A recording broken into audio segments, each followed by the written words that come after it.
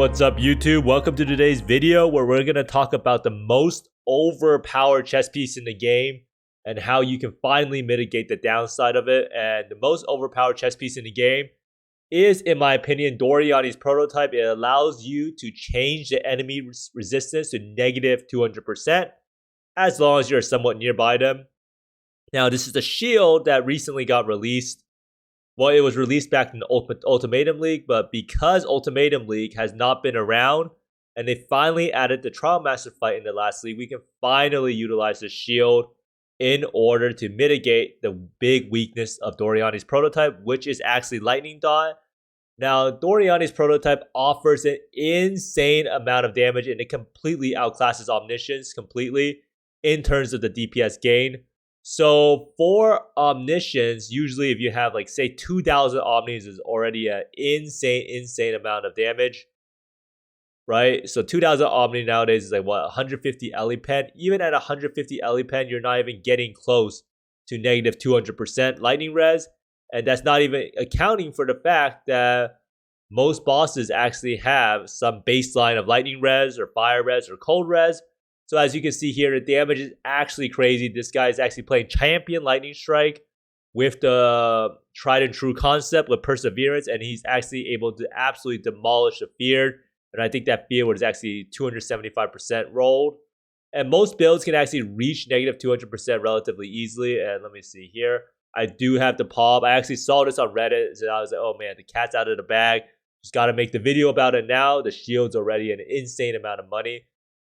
But as you can see here, this build is extremely high DPS, especially for a Champion Lightning Strike build. The build is also extremely tanky, and that's pretty much the big difference. So I do think that the shield is probably going to skyrocket in price as more people play it. It does give you negative 81% Chaos Res. You can even make it tankier, and you can also get more Fire Res, which could also bump up your EHP a lot. But as you can see here, this is the stuff that makes it possible. The rings, he has 127 intelligence, 98 life, and then he has negative all res, negative lightning res, and then non-channeling mana cost got duplicated. But this is another ring right over here, negative 126 res. Well, that's a lot of minus res. So if you get minus 24 all res, you could also get, so this was theoretically minus 115 or so. So then the amulet is the same deal. It has a duplicated multi life and then negative lightning res, so it's an insane amount of damage gain, and it's actually very synergistic overall. And without these amulets or reflected jewelry, the build would not be the same state that it is currently. Now, in order to understand Doryani's Prototype and how to mitigate its one downside, we have to understand what actually happens with Doryani's Prototype. So Doryani's Prototype, the character takes lightning damage equal to 0% lightning res. Even though you're technically negative 200%, you are still counted as 0% lightning res. So you take around 4 times damage compared to a character with 0% or 75% lightning res. And I think my game almost just crashed. So I was pretty much doing this exact same concept on my Lightning Conduit character because I was trying to play Blade Vortex. And this character right here, you can see what Doryani's Prototype says. Deals no non-lightning damage. Armor applies to lightning damage taken from hits. Lightning resistance does not affect lightning damage taken. Nearby enemies have lightning resistance equal to yours. So this character is around negative 153%.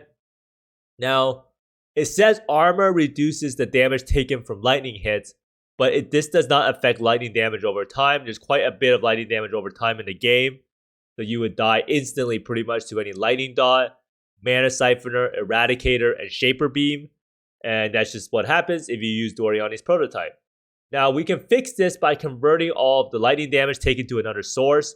So there's 2 ways I think you can fix this. Number 1 is you could use Temper by War, which converts 50% of cold and lightning damage to fire damage. Now, the problem with this node is it makes it so that you get less cold and less lightning resistance. So this node makes it so you have to get a lot more negative resistance in order to get to negative 200%. Now, this wasn't really possible before without the reflected jewelry. And next up, we have Divine Flesh, and you can get this from Glorious Vanity or Makuzado's Machination. And this converts 50% of elemental damage to chaos damage. So these things are additive. So you have 50% of cold and lightning is converted to fire damage, and then 50% of fire, cold, and lightning is converted to chaos damage. So 100% of cold and lightning is converted to another source of damage, with 50% of it being fire and 50% of it being chaos. Now, you also don't need cold or lightning resistance, so this makes gearing super, super easy. So this is how you can do boss fights with just these resistances, and it is super easy to get going. Now, you do need to stack some max fire res, so Purity of Fire has a lot of benefit, and max chaos res is also super, super important. Now, there is another option besides using these two things. Now, you have to choose one or the other one, right? With Divine Flesh or Tempered by War, because you cannot actually have two Timeless Jewels. So that's why the shield is so important.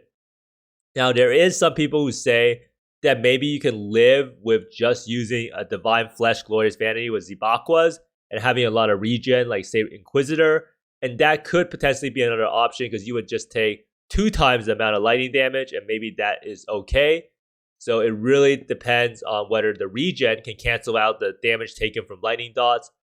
But if you want to be 100% safe, you'll need to use the shield for the Divine Flesh, and then you need to use Tempered by War with the Lethal Pride. Now, the Lethal Pride is not that bad of an option. Lethal Pride is always going to be a good damage jewel because you can get up to 20% double damage. For this jewel, currently I have some fire res. It even gives you fire res. You have a chance to deal double damage, and then, yeah. So my jewel is kind of bad, actually. And in the end, it allows you to focus on only fire and chaos res, which makes gearing a joke. Now, you might be wondering how this is all possible. And this is pretty much all possible because of this new shield that exists due to the Trial Master fight. And this shield gives you all of the pretty much downsides. You get Corrupted Soul, Divine Flesh, Eternal Youth, Everlasting Sacrifice, Immortal Ambition, and Vault Pact. So when you go look at the shield, it's pretty much like reading a book. So Corrupted Soul is the one that we are aiming for, and this is with 50% of non-chaos damage taken as... Wait, this is not what we're aiming for. This is the one that is like Gravicious Crab. It gains 15% of maximum life as extra maximum energy shield. So that's why we have so much energy shield, 1072. And then Divine Flesh is the important one. It makes it so 50% of elemental damage is taken as chaos damage. And it gives you 5% max chaos res. Eternal Youth is kind of annoying. So this one gives you 50% less life regeneration rate and 50% less maximum total life recovery per second from Leech. So this means that instead of 20% Leech, we have 10% Leech now. And Everlasting Sacrifice makes it so when you reach full energy shield, you gain like +5 all max res. And if you have Ghost Shrouds, and this is a very, very easy way to cap out your energy shield, and it's super useful in terms of getting the max res. Immortal Ambition pretty much gives you Overleech, and it makes it so you lose your energy shield per second. So that's why we start off at 0 energy shield. And then Life Leech effects are not removed, and it goes to your energy shield when you're on full life. So this is pretty much Overleech like Slayer. Now, Vault Pact is total recovery from Life Leech is doubled. So that means that it pretty much just cancels out what Eternal Youth does. But we still have 20%. Maximum total life recovery per second is also double. So this also cancels out the Eternal Youth. And then life regeneration has no effect. Now, this is probably the most annoying part of it. And it is that you can't regen life. So if you see here, we have 0 life regen. And it's actually kind of annoying, especially if you're doing boss fights and you're unable to actually leech on anything. And that's probably the biggest downside of the build, is definitely the no regen aspect. And it kind of makes you kind of revolve around life flasks.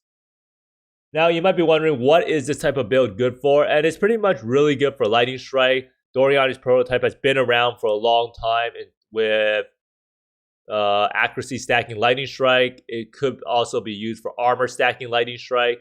And some people are playing it now with the traditional variant with Champion Lightning Strike. And pretty much just doing this variant with Doryani's Prototype. And before, you can see right there, he got hit by the Shaper Beam. The character would be immediately dead. Now, a nice part about converting all of your cold and lightning damage is that the Shaper Balls actually doesn't do anything, because you take 50% of cold and lightning damage, or all of your cold damage is taken as fire and chaos. And the reason why Shaper Balls does so much damage is because it pens your cold resist.